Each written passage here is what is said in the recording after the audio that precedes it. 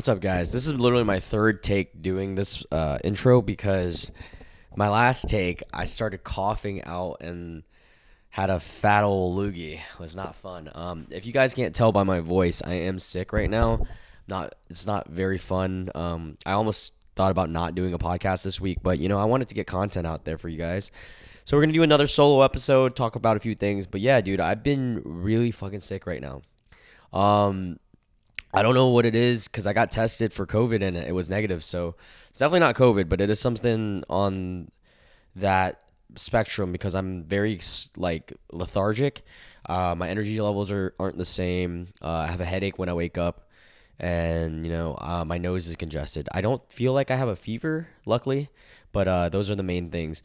But in today's episode, I wanted to talk about we're gonna finish the whole Vietnam saga with my last day in Vietnam and my solo day in Korea, which is very interesting as well. And we're gonna talk about some other random things that I wanted to talk to you guys about. An anime that I'm on currently that I am obsessed with.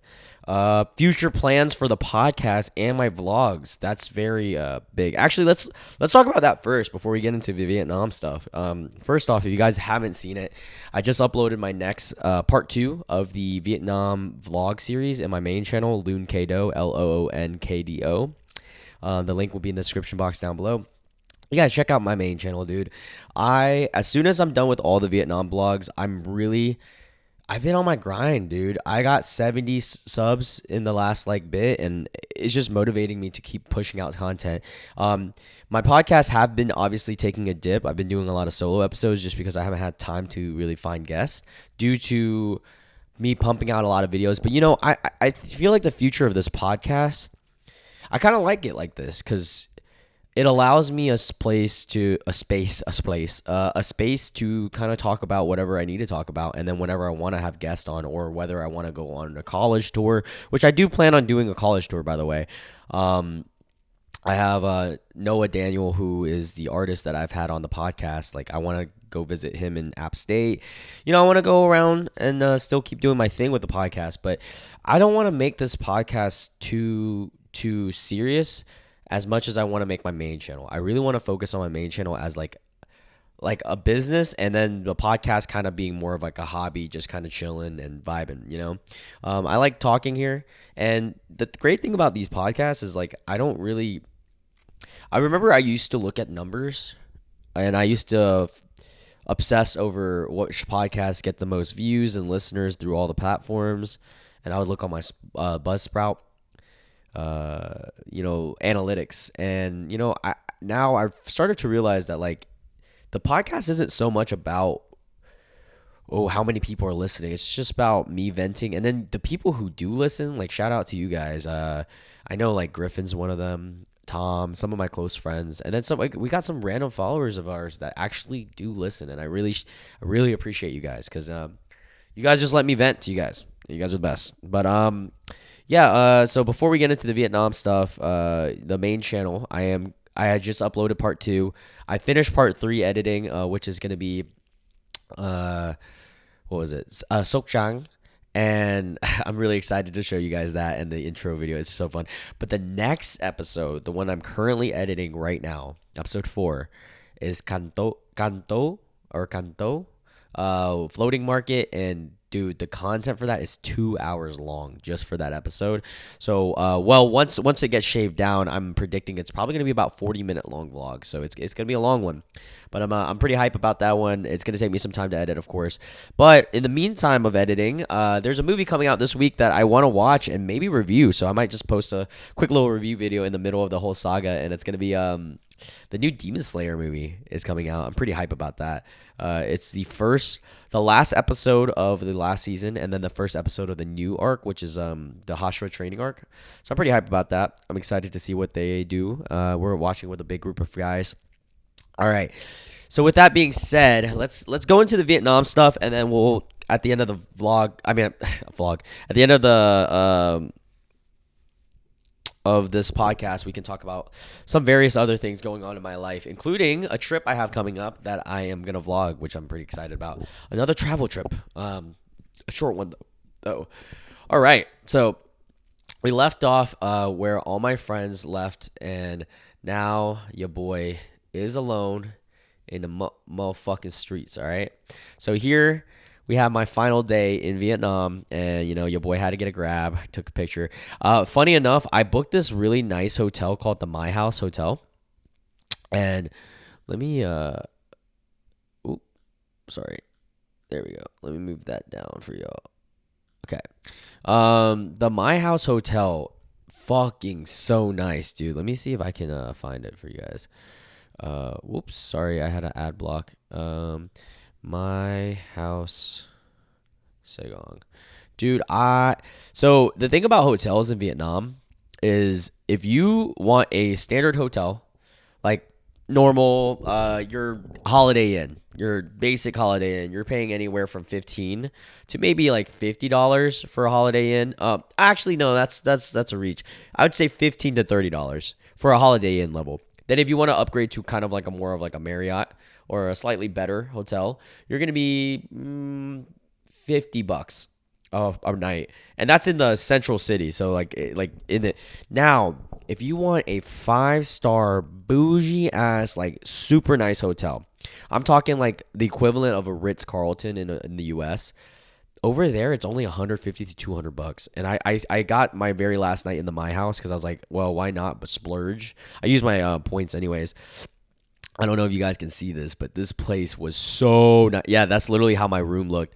Let me move this over. You guys can see, like, it was an open format glass window. It was so nice. You walk in there and they play like jazz music. That was the pool. I did get to see that. It is so fucking fancy. I wish I got to eat their breakfast. I didn't have time because I had a flight the next day. But holy shit, I didn't even know their dinner was like this. I should have ate there. That is crazy. But I will say, we went on their rooftop and got drinks. Yeah, their gym was pretty standard. That was probably the only thing that wasn't like bougie. But dude, their rooftop bar was so nice. This was the stairs inside.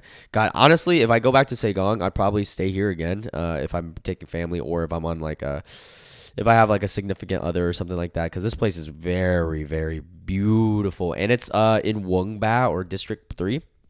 It is pricier than the other hotels, but by pricey I mean like 150, which is crazy. Oh look, it's 122, so it can go as low as like probably 100, which is insane if you think about it, because $100 in the U.S. is gonna get you shot. No, I mean, I can't imagine a place in the U.S. for $100 and you get to stay in a 5-star hotel. Maybe Detroit. Just like, no, but it was really sick. That was a really cool experience. Sorry, let me turn off my phone. That was gonna be annoying. Yeah, I really wasn't even planning on doing a podcast, but even going through this podcast so far, I really feel a lot better. I guess I just love talking so much. But yeah, so I booked My House, my last day there, and coincidentally and convenient enough, my friends, as they were leaving, was like, damn, it's sad that we didn't have enough time in Saigon because there's so much to do there. I wish we had time to go to the Vietnamese Vietnam War Museum. And what do you know? My house was right outside the Vietnam War Museum. So this is a picture of me at the gift shop there. I will say I didn't film much content in the museum because it was very sad. Like, I don't know. I feel like this is going to sound really like weird, and I don't know if other people can relate to this or if maybe I'm just like crazy. But when I feel like people can relate to this, especially if you're so for instance, if I go to a American museum and let's say it starts getting dark, like you go to this areas where it's like slavery, right? Slavery is probably the biggest topic in America in terms of dark, like the dark arts. I'm just playing. Like evil stuff that happened in U.S. history. Obviously, if you go to Germany or those areas, and the Holocaust Museum and so forth. But let's just stick to America. So you go through the slavery times, and we were conditioned living in America to know so much about slavery that when you go through those museums, it's like things that you have already kind of learned so much, and so to a detail. Like I can remember. keep stuttering. Remember it, things that we learned in middle school, elementary school, and they would really embed that in our brains, which is important because history is important in that aspect. We should know so that we don't repeat the evil things in history.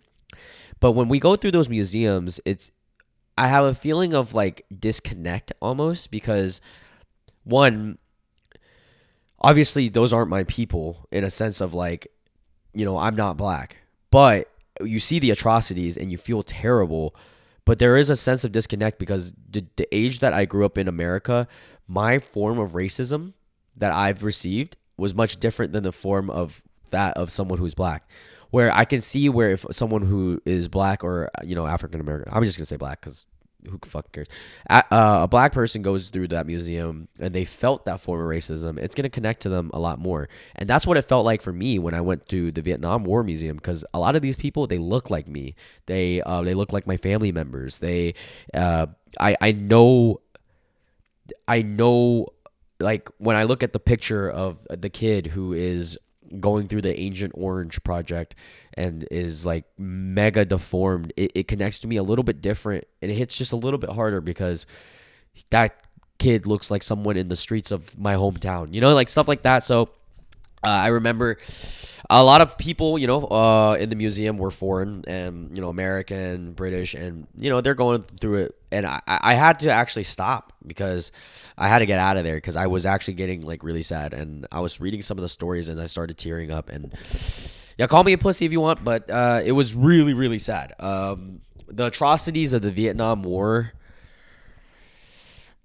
is up there in terms of war. Like, I mean, obviously the Holocaust is one of the worst, but the atrocities of the Vietnam War was really fucked. If you guys don't know and you guys really want to get into history, I would advise you guys to look into that and also look into the Ancient Orange Project. That was something new to me. I had heard about it, but I didn't really get to know the full extent and ramifications of something like that. And the closest thing I would say to that is that of Hiroshima and the bombs and the radiation and stuff. So it was really dark, but in a more great light, I did learn a lot, and that's part of the reason for these museums. I think they're so important. So for the remainder of the day that I was in Vietnam, I ate good food. I went on a date with a girl who, the same girl in Saigon. Kind of my last night to see her, and we got some bomb cocktails at my house. And yeah, it was overall chill night. Nothing too crazy. I had to wake up early for my flight. Now things are gonna get some very interesting here. So we get on the plane to Korea, and they give you the classic Korean food, which this was pretty good. It was it's like a Korean barbecue styled like chicken thing, and then pasta salad, solid mix. And we arrived to Korea, and I had a 17-hour layover, and that can often be the case if you I could have opted to choose a small layover. However, I wanted a full day in Korea because I did want to experience Korea. My sister recommended it to me as well because she does that whenever she flies to Vietnam. So I went into Korea, and all I have my suitcase, my duffel bag, and my book bag. So I'm carrying 3 things with me, okay? And I had pre-planned that I was going to go out into the city because 16 hours is a lot of time. I don't want to just stay in the hotel. I want to actually explore. So I got my visa done. Visas in Korea is very cheap. It's like $9 US for a temporary visa, like a week or something like that. I go out there, and you go into this the bullet train. I wish I had the picture. It's going to be in the vlog. But I go into the bullet train, and once you arrive, this is one of the famous temple area thingy-majigs that I passed by. I thought it was really pretty. But I called an Uber once I got out of there because I was about 5 to 10 minutes away from the Myeongdong. I don't know how to pronounce it. Myeongdong or something like that.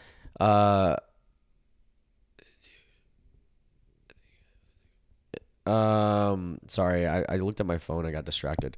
But yeah, like Myeongdong or something. It's a town that has. Hold on, let's search it up. Because I don't want to say this wrong. Street food district, Seoul, Korea. Because it was really well known for street food. Yeah, Myeongdong. I'm totally mispronouncing that, so sorry to all my South Korean fans, the two of you guys. Yeah, Myeongdong. So I arrive at this place called Myeongdong, and it's very pretty. It's a unique style going from Vietnam to here because Vietnam is very like new age old school, where this is more like new age what you see in the movies and the K dramas, you know. So it's kind of like New York, but in a many way. It's very like tight alleyways with a lot of lights and stuff. So this is Myeongdong. I don't know if you guys can see that. Yeah, Myeongdong right there. Very well known for shopping and street food. So two things that I wanted to do when I was there. So first thing I did was I ate food, and I stumble upon this restaurant. It's gonna be in the vlog that I just go in because I just searched up good restaurants near me, and it said noodles, right? And this is funny. I go inside, I wait in the small line, and it's a Michelin star restaurant. So I'm over here like, oh damn, this is gonna cost me a pretty penny. Surprisingly, it didn't. It's one of those the very few Michelin stars that isn't terribly expensive. And they only had three things on the menu: dried noodles, chewy noodles with soup, and some other form of noodles. But the most popular was the chewy noodles with soup. So I ordered that. And if I'm being 100% honest, going from Vietnam to Korea, trying Korean food is delicious, by the way. This is one of my top three of all time in terms of ethnicity of foods or culture of foods. But their soup noodles are just not as good as Vietnam. I'm sorry, our pho, our bum ryu, our hủ tiếu, it has so much more flavor compared to theirs. I could see Korean people liking that because maybe they like their soups to be a little bit more bland and more texture based because the texture was really nice. The noodles were very chewy, and I just feel like I needed some fish sauce in it. But it was a cool experience. And then when I walked outside, I got to try street food. Their fucking street food slap, bro. Here's a quick little video I have of, we'll just skip through. This is a potato swirl, and they put Parmesan cheese, cheddar dust, and it was so fucking good. Top 10 out of 10, honestly. That was amazing. Like one of the best things I had in Korea. Also, I got to try an egg bread. It was a bread with an egg on inside the bread. Like the egg was cooked with the bread around. I don't know. It's very unique. It tasted similar to that of like a cornbread with egg, but with a busted yolk, like there, which was very cool. I got to eat that. Then at that point, I was getting full. I want to establish I'm on like 2 or 3 hours of sleep because that's all I slept was 1 hour in the hotel because I had to wake up so early. And then only like 2 or 3 hours on the plane because the plane ride's like 4 hours total. So I am exhausted, and I didn't know what to do because it's about 6 p.m. at this point, and so it's still early, and I wanted to go out later that night. I don't have to be back to the airport until about 6 a.m. So I had essentially 12 hours to decide what am I going to do. So first off, I bought a bunch of skincare products because I'm in Korea for my family, friends, so forth. And I was like, dude, I am exhausted. And I didn't want to book a hotel because that's going to be, sorry, it's going to be expensive. And I didn't want to spend like $100, $200 just to sleep for like a little bit. So something clicked in my brain. And I remembered being in a Korean spa in Atlanta, Georgia. Shout out to my boy, Matt. I went with him. And I remembered that Korean saunas and Korean spas are cheap. 24 hours, and there's usually a nap room, and you could shower because I felt disgusting at this point in my trip because I you travel a lot and I haven't showered yet. So I was like, okay, brilliant. I searched up a place. I got lost as fuck trying to find it. My Uber driver didn't know English. None of the Uber driver fucking knew English, bro. That was annoying. People know English in the like young people, but the Uber drivers were all old. None of them fucking knew English. I drove out. I stopped by this random ass. He didn't even drop me off at the right place, and I had to walk over to it. And I was so lost, but I finally found the spa, and I put all my luggage up in the locker rooms. It was $4, which is extremely cheap. So our money to Korea is about double or triple. So $1 is worth about $2 to $3 there. So it's not as good as Vietnam, where it's worth like 7 or 8, but it's still weighs a little bit more. So it was $4 there, which is fucking amazing. And I got to shower. That was awesome. I showered. Everyone there, is butt ass naked. That's another interesting thing. So like girls and guys are separated, of course, but in Atlanta's Korean spa, like people are naked in the rooms, but it's we're still Americans, so it's not like the moment you walk in there, everyone's butt ass.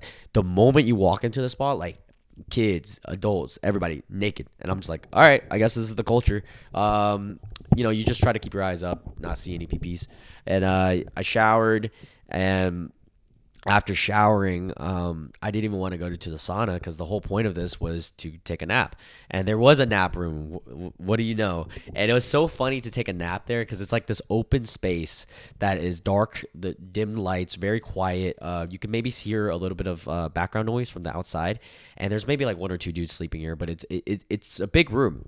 So I'm sleeping in the corner, and after 10 minutes of falling asleep, and it's like I'm on the floor. There's like a pillow. That's about it. And you don't even have a blanket. So I'm just like cuddling myself. And after like 5 or 10 minutes, I wake up and I'm like, whoa, what if someone kills me right now? And I just had that realization that I'm in public. But then I think about it, I'm like, dude, homeless people do this all the time. So I ended up, just sitting there and passed out for 30 minutes, maybe to an hour even. And it was really peaceful. And I am going to have to take a break here because your boy has to go to the bathroom. So BRB. Long ass break. I'm back. So I went in the Korean spa and I took the nap, and then after that I went out in the streets, and I'm like still a little tired, but I was like, I'm carrying all my luggage and I'm like, what do I do with this? And in Korea they have these things at the what is it called? The terminals, where you can rent a locker through an app. And I was like, oh, that's so clutch. So I called an Uber to the biggest. So I Googled what is the biggest place to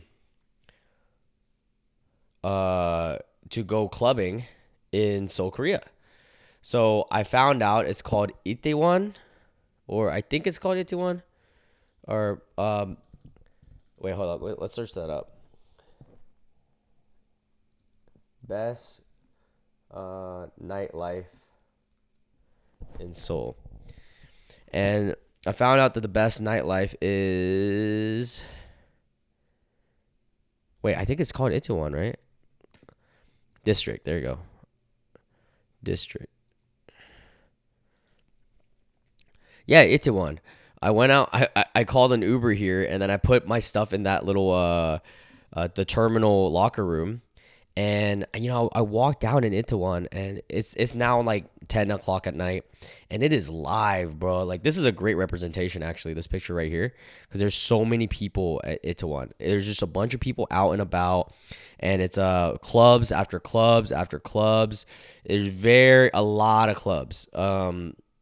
You hear K-pop, a lot of American music too. Like, I was listening to Usher, and I took a stroll around, and I went to a few bars, or I went to a bar to get loosened up because I'm here alone, and like no one knows my language. Also, another thing I noticed about Korea is, bro, like they don't fuck with Vietnamese people.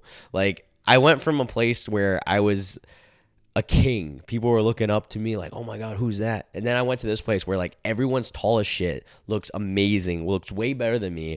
And I just feel like a fly on the wall. But it was interesting. It was so cool. I got a bunch of drinks, and then I found this fun little corner bar, and a lot of people were American. So it was actually nice. Finally found a spot that I felt a little bit more at home. The owner of the bar was very cool. He got everyone shots on the house. Great guy. Then I went to the club. And, my default whenever I'm at a club, if I'm by myself, is what do?